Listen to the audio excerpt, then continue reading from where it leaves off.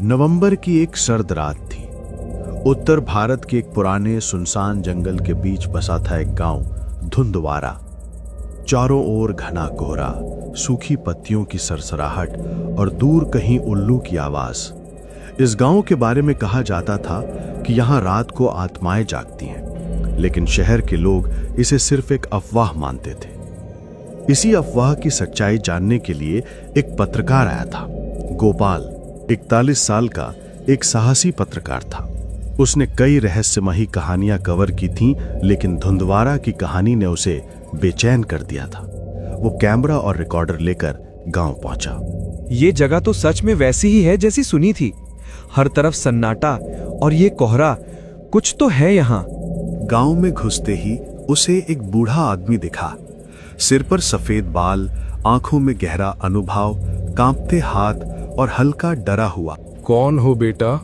इस वक्त यहाँ क्या कर रहे हो? नाम गोपाल है, पत्रकार हूँ। सुना है यहाँ कुछ अजीब होता है रात को, वही जानने आया हूँ। जानने आए हो तो जान लो, यहाँ रात में जो जागता है वो सुबह नहीं देखता। क्या मतलब? क्या होता है ऐसा यहाँ? मतलब यही कि धुंधवारा की रातें जिंदा नहीं छोड़ती। हरिया ने गोपाल को गांव के पुराने चौपाल तक पहुंचाया, जहां दो और लोग बैठे थे, भोला और मंगलू। अरे पत्रकार बाबू, आप भी ना, क्या मिलेगा आपको इन भूतों की कहानियों में? अरे भोला, तुम तो हमेशा डरते हो। मुझे तो लगता है कुछ है इस जंगल में। पिछले महीने ही हरिया काका के भतीजे का कोई पता नहीं चला। अरे क्या हुआ था उसे? वो भी तुम्हारी तरह ही आया था कुछ रिकॉर्ड करने, फिर बस उसकी आवाज मिली, शरीर नहीं। पत्रकार उन सभी को देखने लगता है और गंभीर सोच में पड़ जाता है। तभी मंगलू जोश में आकर पत्रकार से कहता है, चलो पत्रकार बाबू, मैं आपको उस जगह ले चलता हूँ जहाँ वो आखिरी बार देखा गया था। मैं नहीं जाऊंगा, मुझे डर लगता है। अरे नहीं नहीं भोला जी, आप बिल्कुल मत डरिए, मैं हूं ना आपके साथ। जब तक मैं हूं आपको कुछ नहीं होगा। गोपाल और मंगलू उन दोनों को साथ चलने के लिए कहते हैं, लेकिन वे साफ मना कर देते हैं। इसके बाद पत्रकार और मंगलू धीरे धीरे उस जगह की ओर बढ़ते हैं जहां वो व्यक्ति रहस्यमय तरीके से गायब हुआ था। कुछ दिए जंगल में चलने के बाद आखिरकार वे उस जगह पहुंच जाते हैं। यही है वो जगह, देखिए वो टूटी हुई झोपड़ी, वहीं देखा था मैंने उसे आखिरी बार। यहाँ तो बहुत अजीब सी ठंड है और ये हवा जैसे कोई फुसफुसा रहा हो। अचानक झोपड़ी के पास की झाड़ियों में कुछ हिला। दोनों ठिठक गए। कुछ था वहां, देखा आपने? हाँ, कोई परछाई जैसी चीज थी वहां पर। उन्होंने अच्छे से नजर घुमाई और ध्यान से देखने लगे। तभी एक धीमी कांपती सी आवाज आई, क्यों आए हो? मैं कहती हूँ चले जाओ यहाँ से। चलो यहाँ से, ये जगह ठीक नहीं है। नहीं, मैं जानना चाहता हूँ कि ये सब क्या है। आखिरकार आवाज कहाँ से आ रही है? लेकिन मंगलू बहुत ज्यादा डर चुका था। वो वहां एक पल भी रुकना नहीं चाहता था। उसने पत्रकार को समझाया और दोनों वापस गांव की ओर लौटने लगे। तभी अचानक जंगल के भीतर कहीं से मंदिर की घंटियों की आवाज गूंज उठी, धीमी लेकिन साफ, जैसे कोई अब भी मंदिर में पूजा कर रहा हो। आवाज सुनते ही पत्रकार ठिठक जाता है और मंगलू से कहता है, अरे मंगलू भाई, ये घंटियों की आवाज कहाँ से आ रही है? यहाँ पास ही में एक मंदिर है, लेकिन इतनी रात को मुझे नहीं लगता वहां पर कोई होगा। हवा की वजह से बज रही होगी। पत्रकार मंगलू को साथ लेकर उस दिशा में जाने लगता है जहां से घंटियों की आवाज आ रही होती है। वो ये जानना चाहता है कि वहां घंटियां इतनी तेज क्यों बज रही हैं। कुछ देर बाद वो मंदिर के पास पहुंचते हैं, जहां मंदिर का पुजारी भी मौजूद होता है। तुम लोग यहाँ क्या कर रहे हो? रात के इस वक्त जंगल में जाना मौत को बुलाना है। अरे हम तो बस यही पता लगाने के लिए आए थे कि इस गांव में चुड़ैल और डायन होने का दावा है, तो हम बस यही जानने के लिए आए थे कि ये सच है या फिर झूठ। सच्चाई कभी कभी जानलेवा होती है, तू ये नहीं जानता क्या बेटा? हाँ, शायद आप सही कह रहे हो, पर ये तो हमारा काम है। हम ये नहीं करेंगे तो हमारा घर कैसे चलेगा? धुंधवारा की रात और गहरी हो चुकी थी। कोहरा अब इतना घना हो गया था कि अब आंखों से दूर तक देखना मुश्किल हो रहा था। अंधेरा बढ़ता जा रहा था। गोपाल, मंगलू और शिवालाल पुजारी मंदिर के पास खड़े थे। मंदिर की घंटियां अब भी रह रहकर बज रही थी, बिना किसी के छुए। ये घंटियां जब जब अपने आप बजती हैं, समझ लो कोई आत्मा जाग गई है। क्या आपने कभी उस आत्मा को अपनी आंखों से देखा है? देखा नहीं, महसूस किया है। उसकी सांसें, उसकी परछाई और उसकी चीखें मंदिर की दीवारों में गूंजती हैं। कई बार तो लगता है जैसे कोई पीछे खड़ा है, लेकिन मुड़ो तो कुछ नहीं। शिवालाल पुजारी ने मंदिर के अंदर जाने का इशारा किया। गोपाल और मंगलो उसके पीछे पीछे चल पड़े। मंदिर के अंदर एक पुरानी मूर्ति थी, आधी टूटी हुई, लेकिन आंखें जैसे अब भी सब देख रही हों। दीवारों पर काले धब्बे और एक कोने में जली हुई अगरबत्तियां। ये मंदिर कभी बहुत पवित्र था, लेकिन अब इसकी दीवारों में डर बस गया है। क्यों? क्या हुआ था यहाँ? 20 साल पहले एक औरत आई थी, अजनबी। गांव वालों ने उसे डायन समझा और उसे जिंदा जला दिया गया। उसका नाम था तामसी। वो बदला लेने लौटी है। मंदिर से बाहर निकलते ही दूर एक पेड़ के नीचे कोई बैठा दिखा। अजीब कपड़े, लंबी दाढ़ी और आंखें बंद। वो था किशन लाल, गांव का रहस्यमय साधु। अरे ये कौन है? ये है किशन बाबा। सब कुछ जानते हैं, लेकिन कभी बताते नहीं। गोपाल धीरे से किशन लाल से कहता है, बाबा, आप कुछ जानते हैं इस आत्मा के बारे में? किशन लाल आंख खोलता है और उनकी ओर देखता है और गंभीरता से उन सभी से कहता है, जिसे तुम आत्मा कहते हो, वो कभी इंसान थी। उसके साथ अन्याय हुआ और अब वो न्याय मांग रही है। क्या आप उसका नाम जानते हैं? तामसी, उसका नाम तामसी था। वो रोज इसी मंदिर में आती थी, पूजा करती थी, लेकिन गांव वालों ने उसे शंका के आधार पर जला दिया। तो क्या वो सच में डायन थी? नहीं, लेकिन अब वो बन चुकी है। अभी सब आपस में एक दूसरे से बातचीत कर ही रहे थे कि अचानक से पेड़ के तने पर एक हाथ का निशान पड़ा, एकदम लाल खून जैसा और नया। उसे किसी ने हाल ही वहां पर हाथ रखा हो। अरे, ये हाथ का निशान तो अभी अभी ही बना हुआ लग रहा है।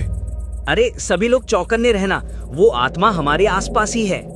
वो हमेशा देखती है, लेकिन आज वो बोलने भी आई है। तभी अचानक से मंदिर की घंटियां एक साथ जोर से बजी। हवा में एक अजीब सी गंध फैल गई और फिर एक कांपती, भारी और दर्द से भरी आवाज गूंजी। क्यों जलाया मुझे? मैंने तो सिर्फ पूजा की थी। हमें थोड़ी देर पहले यही आवाज सुनाई दी थी। ये वही है। वो आ गई है, अब कोई नहीं बच पाएगा। मंगलू बहुत डर चुका था। वो कांपते हुए वहां से तेजी से भाग निकला। उसे भागते देख वही पत्रकार और शिवलाल पुजारी भी उसके पीछे पीछे जाने लगे। थोड़ा सा आगे पहुंचते ही उन्हें कहीं पर भी मंगलू नहीं दिखता। अरे पुजारी जी, ये मंगलू भाई कहाँ गायब हो गए? अभी तो यहीं जाते हुए दिखाई दे रहे थे, पता नहीं अचानक कहाँ गायब हो गए। वो तो उधर भागा था, लेकिन अब दिख नहीं रहा। पता नहीं कहाँ गायब हो गया अचानक। वो आपस में एक दूसरे से ऐसे ही बातचीत कर ही रहे होते हैं कि अचानक से वही आवाज वापस से गूंजने लगती है। एक तो गया, अब तुम लोगों की बारी है। गोपाल, पत्रकार और शिवलाल पुजारी किसी तरह भाग निकलते हैं और किसी तरह बचते बचाते हुए चौपाल पहुंचते हैं। जैसे ही वे चौपाल पहुंचते हैं, देखते हैं कि हरियालाल वहीं बैठा हुआ है। आ गए ना वापस पत्रकार महोदय? मैंने कहा था, धुंधवारा की रातें जिंदा नहीं छोड़ती। हमें कुछ करना होगा, नहीं तो सब खत्म हो जाएगा। मैं तो सिर्फ यहाँ सच जानने के लिए आया था, लेकिन अब मैं उस आत्मा को मुक्ति दिलाए बिना वापस शहर नहीं जाऊंगा और ये पूरी बात न्यूज़पेपर में छप पाऊंगा।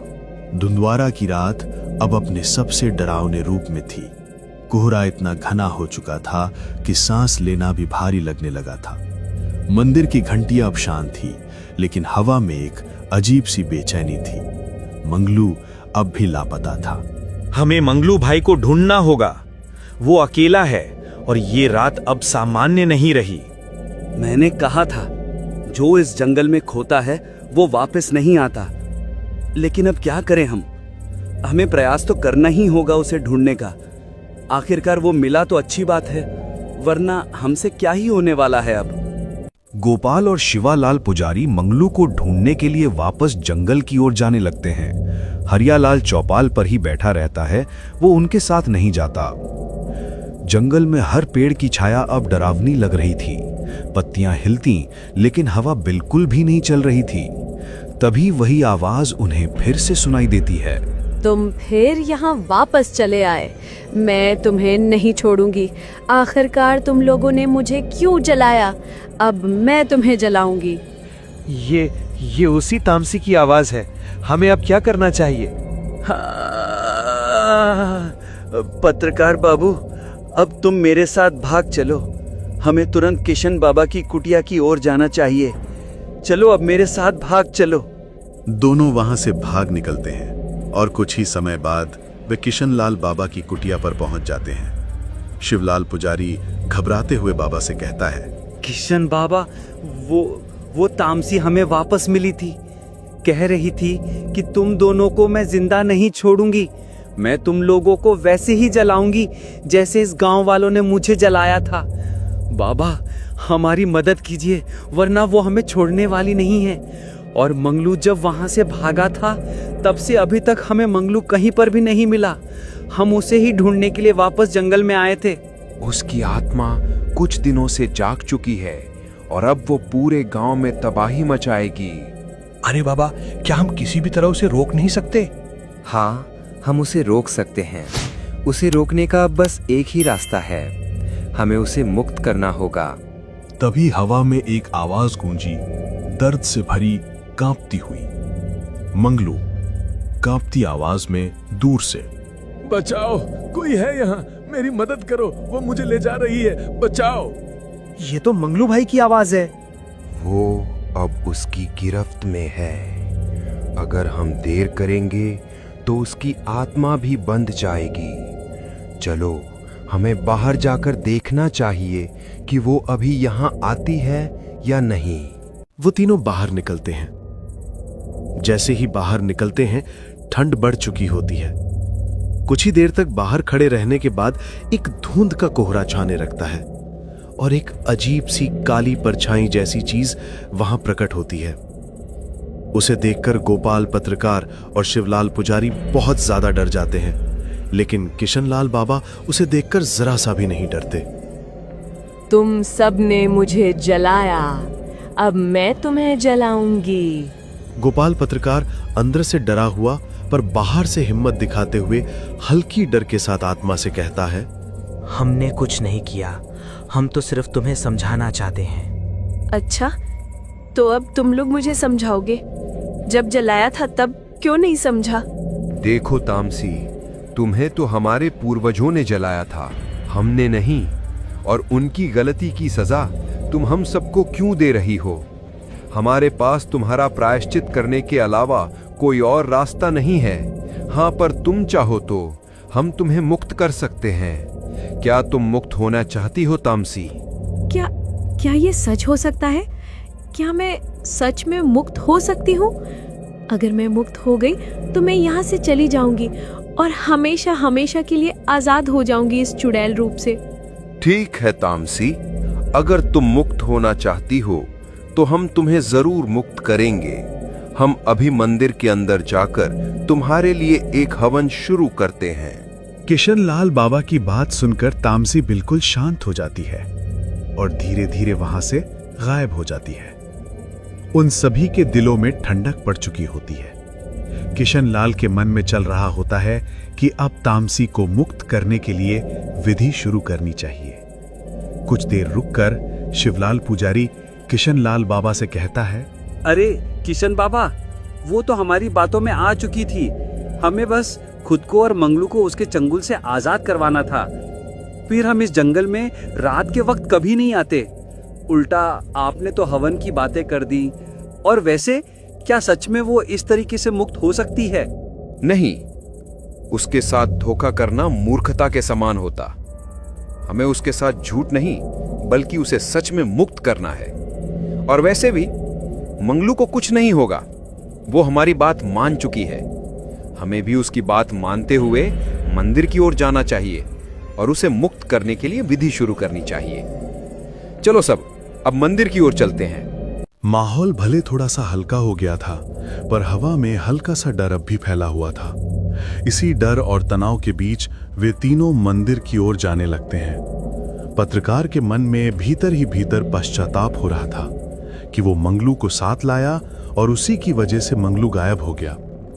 उसके दिमाग में बस यही चल रहा था, काश मंगलू जल्द से जल्द मिल जाए। धीरे धीरे चलते हुए वे कुछ ही समय बाद मंदिर के अंदर पहुंच जाते हैं। तभी बाबा किशन लाल गंभीरता से दोनों से कहता है, देखो, मैं तुम दोनों को पहले ही बता देता हूं, ये विधि अगर शुरू हो गई तो इसे बीच में बंद नहीं किया जा सकता। अगर इसे बीच में रोका गया तो तामसी गुस्से में आकर हम तीनों को मार सकती है। तुम दोनों शांत रहना और पूरे माहौल को संभाले रखना। अगर कुछ गलत भी हो जाए तो तुम्हें ही संभालना होगा। मैं अब विधि करने के आवश्यक मंत्र शुरू कर रहा हूं। किशनलाल बाबा ने विधि शुरू कर दी। सारी सामग्री को सही स्थान पर लगा दिया गया और 7 दिए लगाए गए। बाबा ने धीरे धीरे मन ही मन मंत्र जाप शुरू किया। जैसे ही उन्होंने मंत्र पढ़ना शुरू किया, मंदिर की हवा सुगंधित और पवित्र होने लगी। थोड़ी देर बाद मंगलू भी बेहोशी की हालत में एक चमकती रोशनी के साथ वहीं पर आ गया। मंगलू को देखकर पत्रकार और पुजारी दोनों के चेहरे खिल गए, लेकिन विधि चल रही थी इसलिए किसी ने कोई बात नहीं की। कुछ देर ही हुई थी कि अचानक तामसी भी वहां आ गई। वो आई तो थी, लेकिन अब अपने चुड़ैल रूप में नहीं थी। धीरे धीरे वो रूप बदल रहा था। उसका चेहरा मानवीय होने लगा। उसकी आंखों में दर्द और शांति दोनों दिखाई दे रहे थे। अरे कहाँ है रे चुड़ैल, लेकिन बाहर तभी निकल। अचानक मैं आज मंदिर तुझे के बाहर छोड़ने से वाला एक नहीं तेज हूँ। आवाज मैं आई। तुझे जिंदा जला दूंगा। आवाज सुनकर पुजारी ने गोपाल को हल्का सा इशारा किया। गोपाल समझ गया कि बाहर कोई इंसान है और विधि में बाधा ना आए, इसलिए वो तुरंत बाहर का माहौल संभालने के लिए निकल पड़ा। बाहर पहुंचते ही वो देखता है कि 2-3 लोग उससे में खड़े हैं। एक के हाथ में डीजल का कनस्तर है, दूसरे के हाथ में माचिस, और उन दोनों के बीच गांव का हरियालाल भी खड़ा है। अरे पत्रकार महोदय, मुझे हरियालाल ने बताया कि तुमने उस चुड़ैल को देखा था। कहाँ है वो? मुझे दिखाओ। शायद उसे हमारे पूर्वजों ने ठीक से नहीं जलाया था। अब हम लोग मिलकर उसे अच्छी तरह जलाकर भस्म कर देंगे। अरे नहीं नहीं, ऐसा करने की कोई जरूरत नहीं है। मंदिर के अंदर हवन की विधि चल रही है और तामसी को मुक्त किया जा रहा है। आप शांत हो जाइए, वो अब यहाँ से हमेशा के लिए चली जाने वाली है। पत्रकार उन सभी को समझा ही रहा होता है कि तभी अचानक मंदिर के ऊपर एक तेज रोशनी चमक उठती है। सभी लोग घबराकर उसी दिशा में देखने लग जाते हैं। मंदिर के अंदर मंगलू को भी अब होश आ चुका होता है और तामसी पूरी तरह मुक्त हो चुकी होती है। ये दृश्य देखकर हर कोई स्तब्ध रह जाता है। वो रोशनी धीरे धीरे फैलती है और फिर आकाश में विलीन हो जाती है। इसके बाद पत्रकार चौपाल पर जाकर सभी गांव वालों के साथ बैठकर पूरी कहानी को विस्तार से कवर करता है। तामसी अब आजाद होकर हमेशा के लिए चली गई होती है और धुंधवारा गांव का श्राप भी यहीं समाप्त हो जाता है।